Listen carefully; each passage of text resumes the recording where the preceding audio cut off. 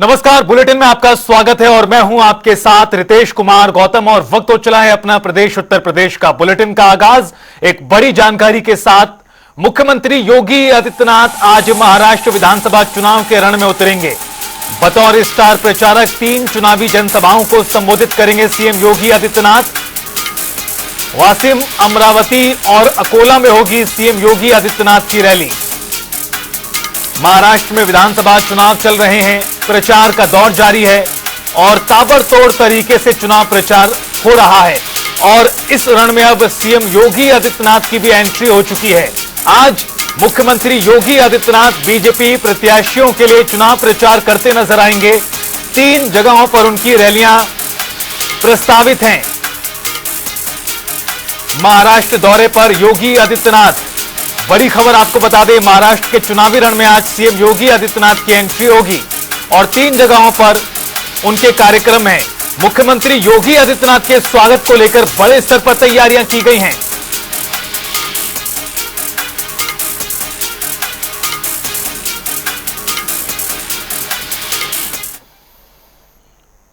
तो वहीं श्री कृष्ण जन्मभूमि को लेकर मुख्यमंत्री योगी आदित्यनाथ ने बड़ा बयान दिया है।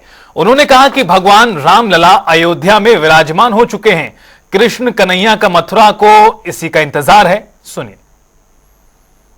मंदिर के निर्माण के कार्यक्रम को पूरा करने के बाद मोदी जी के कर कमलों से रामलला 500 वर्षों के बाद अपनी जन्मभूमि पर विराजमान हुए।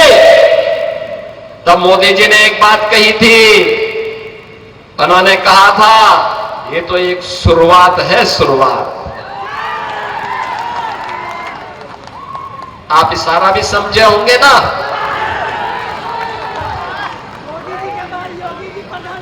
ये शुरुआत है अयोध्या में रामलला की अपने धाम में वापसी।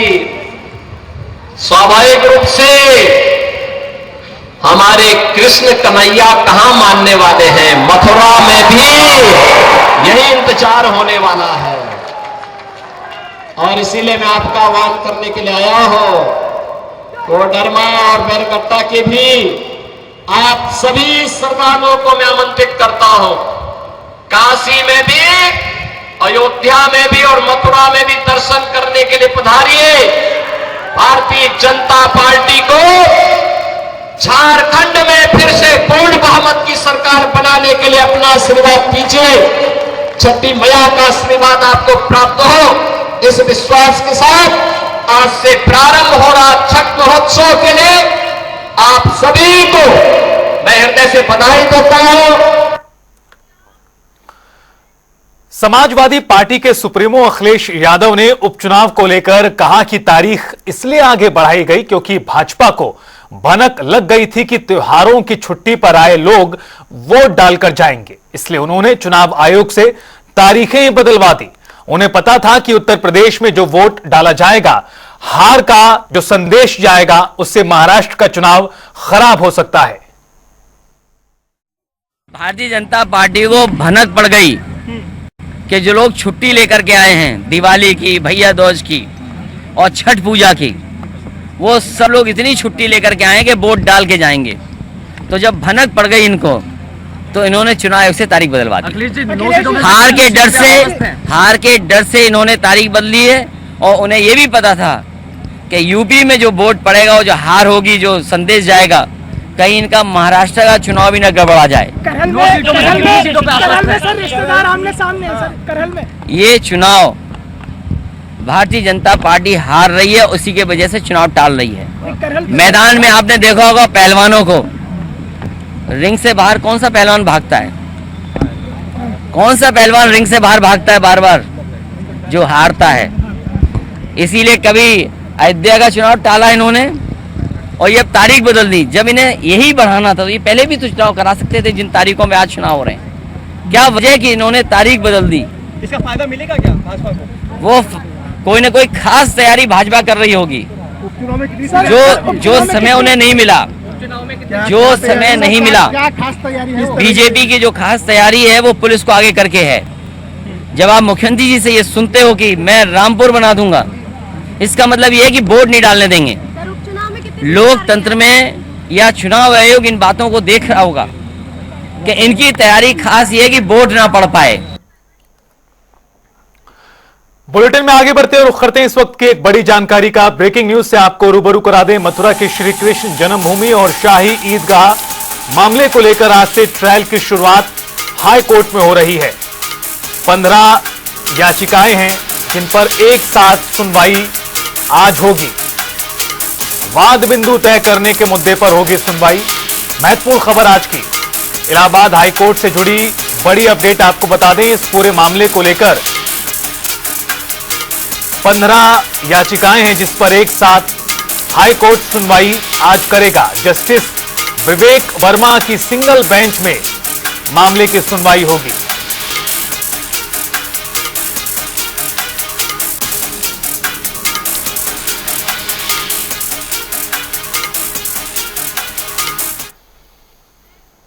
और चलिए आप बात करते हैं छठ पूजा की, छठ पर्व की, जिसका आज दूसरा दिन है और आज दूसरे दिन खरना की विधि होती है। दूसरे दिन खरना की रस्म की जाती है और तीसरे दिन डूबते हुए सूर्य को अर्घ देने का विधान है। आपको बता दें कि संतान की तरक्की और लंबी आयु के लिए व्रत रखा जाता है और 36 घंटे तक महिलाएं निर्जला व्रत रखती हैं। दूसरे दिन महिलाएं छठ का प्रसाद बनाती हैं। दिन में घरों में खीर तैयार होती है, ठेकुए आदि तैयार होते हैं प्रसाद के रूप में। देवताओं को अर्पित करने के बाद ही यह प्रसाद ग्रहण किया जाता है और छठ पर्व को लेकर चारों तरफ रौनक है। तस्वीरें लगातार सामने आ रही हैं जहां देश के तमाम राज्यों में छठ पूजा का पर्व बड़े ही धूमधाम के साथ मनाया जा रहा है। 4 दिनों का यह पर्व बहुत ज्यादा महत्व रखता है, बहुत ज्यादा खास होता है और यही कारण है कि इसकी तैयारियां भी बहुत पहले से की जाती हैं। कल यानी नहाए खाए से छठ पर्व की शुरुआत हुई है। 4 दिनों का यह पर्व होता है। आज इसका दूसरा दिन है और दूसरे दिन खरने की रस्म होती है जिसमें प्रसाद के रूप में खीर तैयार होती है, वो भी गन्ने के रस की। तीसरे दिन संध्या अर्घ और फिर चौथे दिन यानी 8 नवंबर को प्रातकालीन अर्घ दिया जाएगा। बहरहाल 36 घंटे तक महिलाएं निर्जला व्रत रखती हैं। 4 दिनों का यह पूरा पर्व होता है।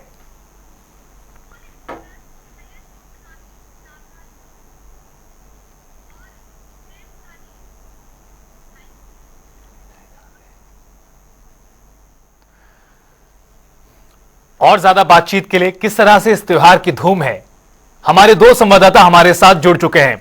सैयद मोहम्मद आमिर हमारे साथ हैं प्रयागराज से और लखनऊ से भी हमारे संवाददाता हमारे साथ जुड़ चुके हैं। सैयद, सबसे पहले आपके पास आते हुए 4 दिनों का ये व्रत काफी ज्यादा खास होता है। इस पर्व को लेकर तैयारियां भी काफी समय से की जाती हैं। चूंकि आज दूसरा दिन है इस पर्व का, किस तरह की धूम है, किस तरह की रौनक है?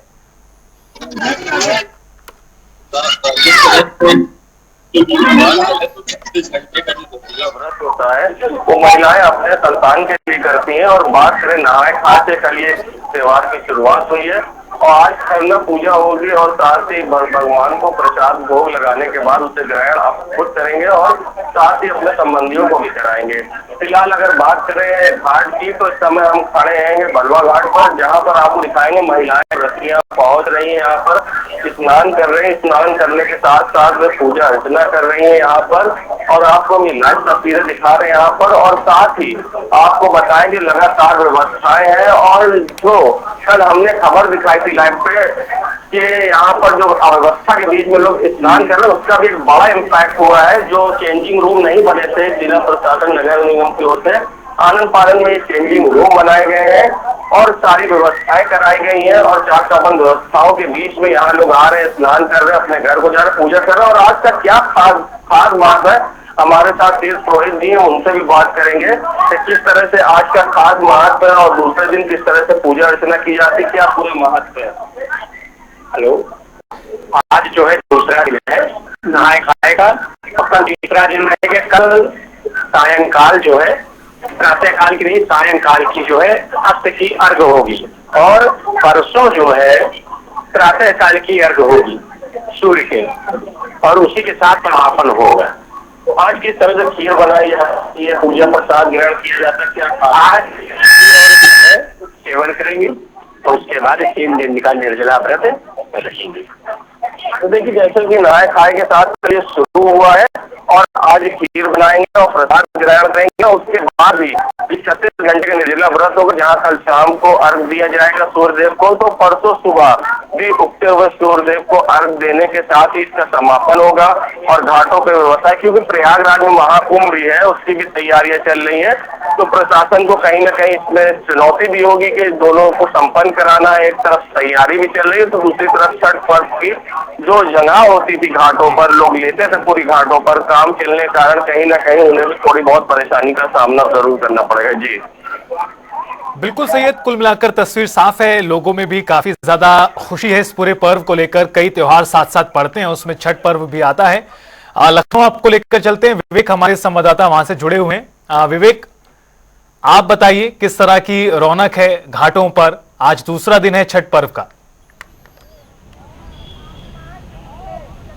देखिए बिल्कुल 4 दिनों का लोक आस्था का यह महापर्व छठ पूजा का महापर्व होता है। उत्तर प्रदेश, बिहार के अलावा कई ऐसे शहर है जहां धूमधाम से इसको मनाया जाता है। राजधानी लखनऊ में भी इस महापर्व को धूमधाम से मनाने की तैयारी की जा रही है। बात करें तो सुबह हम लक्ष्मण मेला मैदान पे हैं और घाटों पे स्थिति इस प्रकार की है कि लोग दूर दराज से आके यहाँ पे बाकायदा जो है अपनी बेदी को संवार रहे हैं, बना रहे हैं और बनाने का काम कर रहे हैं। देखा जाए तो 4 दिन का जो त्योहार होता है, आज दूसरा दिन यानी खरना है और खरना इस छठ पर्व के लिए विशेष दिन होता है। इस दिन बाकायदा अंतर मन के पवित्रता पर ध्यान दिया जाता है। खरना का अर्थ ही होता है कि जो अंदर की पवित्रता होती है उस पर ध्यान दे। कहा जाता है कि आज के ही दिन मां छठी मां का विशेष आशीर्वाद पैदा जो है लोगों पे जो है वो बरसता है और आज के दिन मां छठी माई लोगों के घरों में जो है वो विचरण भी करती हैं। बात की जाए तो 36 घंटे का निर्जला व्रत आज से ही शुरू होता है और लोक आस्था के इस त्योहार में आप देख सकते हैं साफ तौर पर तमाम जो लोग हैं अपनी बेदियां बना रहे हैं इस घाट पे। कई लोग बाकायदा अभी भी इस कार्य में लगे हुए हैं। जो महिलाएं हैं वो भरपूर मेहनत से जो है अपनी एक अलग ही विशेष महत्व रखता है। बात करें तो पूरे देश का जो भोजपुरी समाज है वो इस छठ महापर्व जो 4 दिनों तक चलता है इसके लिए काफी उत्साहित रहता है। हर साल बहुत ही विधिवत तरीके से इस महापर्व को मनाता भी है। इस महापर्व को मनाता भी है बाकायदा। यहाँ पे कल पुलिस कमिश्नर भी आए थे, सुरक्षा के इंतजाम भी देखे गए थे, चाक चौबंद भी देखे गए थे। बड़ी धूमधाम तरीके से छठ महापर्व की शुरुआत हो चुकी है। दूसरा दिन खरना का है, इसके बाद नहाए खाए की शुरुआत होगी और भगवान भास्कर और मां छठी मैया की इस दिन पूजा होती है। सूर्य की उपासना की जाती है। डूबते हुए सूर्य से लेकर उगते हुए सूर्य को यहाँ पूजा जाता है। विवेक, जिस घाट पर आप मौजूद हैं वो भी काफी ज्यादा साफ सुथरा व्यवस्थित नजर आ रहा है। प्रशासन ने किस तरह की व्यवस्थाएं यहां पर बनाई हैं, ना सिर्फ जिस घाट पर आप मौजूद हैं वहां पर बल्कि आसपास के तमाम इलाकों में भी प्रशासन ने क्या कुछ व्यवस्थाएं बनाई हैं ताकि किसी भी श्रद्धालु को कोई परेशानी ना आए? देखिए बिल्कुल जिस तरीके से महापर्व की जो शुरुआत हुई है पूरे देश में, तो साफ तौर पर अलग अलग जगहों पे जो नगर विकास विभाग है उसने इसकी जिम्मेदारी ली थी कि किस तरीके से नदियों को जो है वो स्वच्छ रखा जाए, यहाँ इस महापर्व को मनाया जाएगा। इसके अलावा साफ सफाई का विशेष इंतजाम जो है घाटों पे रखा गया है। और बात की जाए तो जिस तरीके से इतनी संख्या में अगर जो भीड़ इस महापर्व को मनाने आई है, जो श्रद्धालु आएंगे, जो महिलाएं व्रत रहेंगी, उनके साथ जो लोग आएंगे, तो कहीं ना कहीं एक बड़ी भीड़ जो है इस त्योहार में उपस्थित होती नजर आएगी। तो उनकी सुरक्षा व्यवस्था के लिए भी बाकायदा पुलिस प्रशासन ने अपने चाक चौबंद इंतजाम किए हैं। इसके अलावा नगर विकास विभाग करीबन 1 हफ्ता पहले से पूरी व्यवस्था कर रहा था, चाहे वह घाटों की सफाई की बात हो या नदियों की सफाई की बात हो या फिर जो लोग व्रत कर रहे हैं, जो यहाँ पे अपना व्रत करने आएंगे, उनके लिए जो व्यवस्थाएं करनी है वो नगर विकास विभाग खुद करते नजर आ रहा है। यहाँ पे बाकायदा नगर विकास मंत्री ए.के. शर्मा भी निरीक्षण कर चुके हैं। कोई न कोई सरकार से एक नुमाइंदा जरूर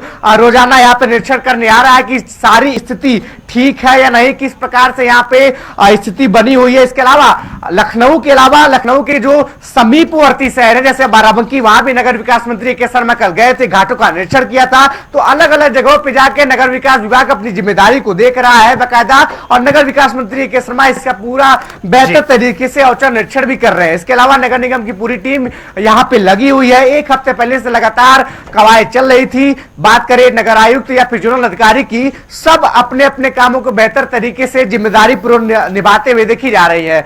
जो साफ सफाई नदियों को होनी चाहिए थी, बेहतर तरीके से उस पर ध्यान दिया गया है। और आप देख सकते हैं कि घाटों पे साफ तौर पर साफ सफाई की व्यवस्था जो है वो देखी गई है। कहीं भी किसी प्रकार की गंदगी जो है आपको देखने को नहीं मिली। पानी अगर बात करें तो वो भी उसको साफ और स्वच्छ कर दिया गया है, क्योंकि ये लोक आस्था का त्योहार होता है, 4 दिन तक चलता है। काफी मान्यताएं होती है छठ परिवार की, और महिलाएं पुत्र की प्राप्ति के लिए, समृद्धि की प्राप्ति के लिए, संतान प्राप्ति के लिए इस महापर्व को मनाती चली आती है। इस दिन भगवान भास्कर की पूजा की जाती है और डूबते सूर्य को अर्घ दिया जाता है। बात करें तो इन 4 दिनों में काफी कुछ इन घाटों पे चीजें व्यवस्थित होती हुई देखी जाएंगी अभी और भी, लेकिन नगर विकास विभाग अपनी पूरी जिम्मेदारी से यहां पे तैनात है।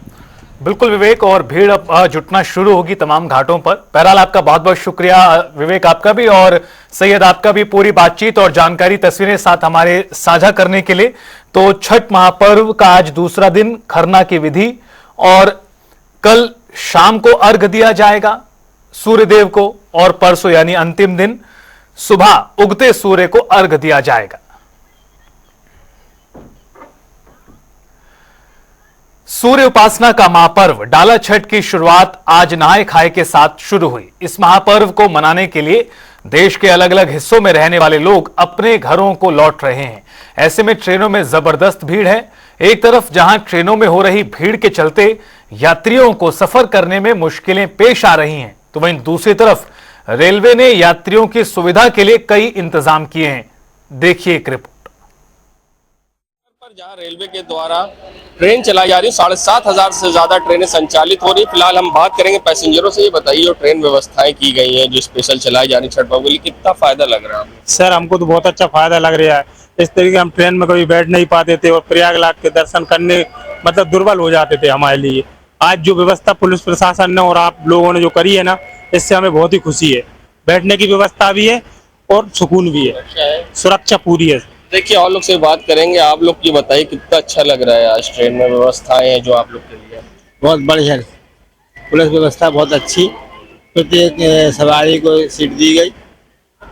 तो देखिए, जिस तरह से लोग पैसेंजर यहाँ पर व्यवस्था से खुश हैं। और आज हम बात यहाँ पर करते हैं जो PRO हैं अमित सिंह, उनसे भी हम बात करेंगे क्या उनका कहना है। कि दिवाली और छठ पर्व को ध्यान में रखते हुए भारतीय रेल द्वारा लगभग 7,500 स्पेशल गाड़ियों का संचालन किया जा रहा है, और 4 तारीख तक 56 लाख से अधिक रेल यात्रियों को उनके गंतव्य तक स्पेशल ट्रेनों के माध्यम से पहुंचाया जा चुका है। भारतीय रेल द्वारा हमारे यात्रियों का विशेष ध्यान रखा गया है। इनके ट्रेन में सुचारू रूप से बैठने से लेके रास्ते में खाने पीने के सारे अरेंजमेंट्स प्रॉपर रहे, इन सब चीज़ों का विशेष ध्यान रखा जा रहा है। इनकी सुरक्षा को लेके भी हमारा रेलवे सुरक्षा बल और GRP की टीमें पूरी तरह से तत्पर है, और हमारा जो वाणिज्य विभाग की टीमें हैं वो भी लगातार इस पर नजर बनाए हुए हैं। जैसा कि अमित सिंह ने बताया कि जिस तरह की व्यवस्थाएं की गई हैं, इससे यात्रियों को काफी ज्यादा फायदा मिलेगा और यात्रियों में भी काफी खुशी दिखाई दी जो अपने गंतव्य के लिए रवाना हो रहे हैं। क्योंकि छठ पर्व पर जहां लोग बिहार, दिल्ली, अन्य क्षेत्रों में प्रयागराज से ज्यादा ट्रेन उनके लिए जरूरत होती थी और ना होने पर उन्हें समस्या होती थी, मगर जो रेलवे ने उनके लिए व्यवस्थाएं की है उससे कहीं ना कहीं उन्हें अब फायदा पहुंच रहा है। जनता टीवी के लिए सैयद मोहम्मद आमिर, प्रयागराज।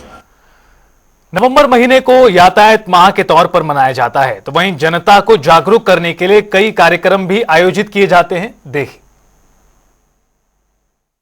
उत्तर प्रदेश में नवंबर माह की शुरुआत हो चुकी है और इसी के साथ ही ट्रैफिक मंथ की भी शुरुआत हुई है।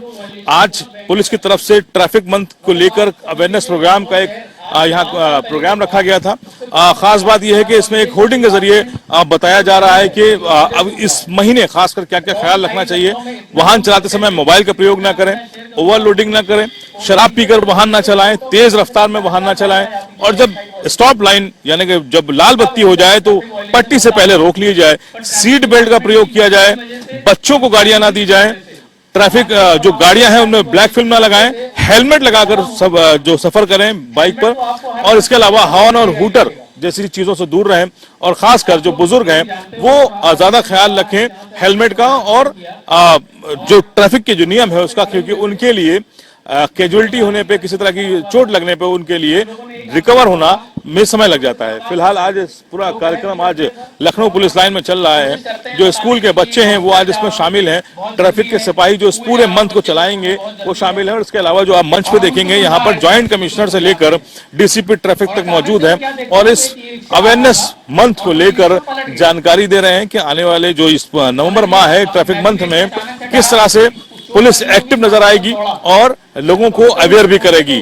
फिलहाल ट्रैफिक मंथ को लेकर आज ये कार्यक्रम पुलिस लाइन में रखा गया है और ये कहा जा रहा है कि एक बड़े वृहद स्केल पर इसे पूरे लखनऊ में चलाया जाएगा। कैमरा पर्सन यास के साथ तौकीर द्विवेदी, जनता टीवी लखनऊ।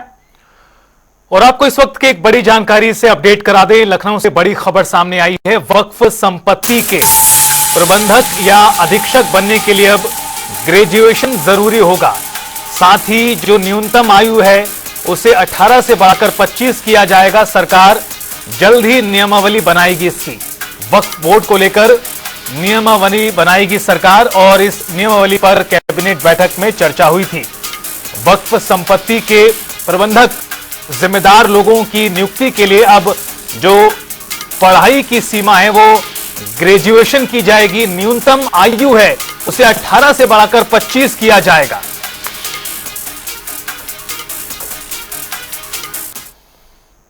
और फिलहाल इस बुलेटिन में इतना ही। वक्त तो चला एक ब्रेक का। जनता टीवी पर खबरों का सिलसिला लगातार जारी है।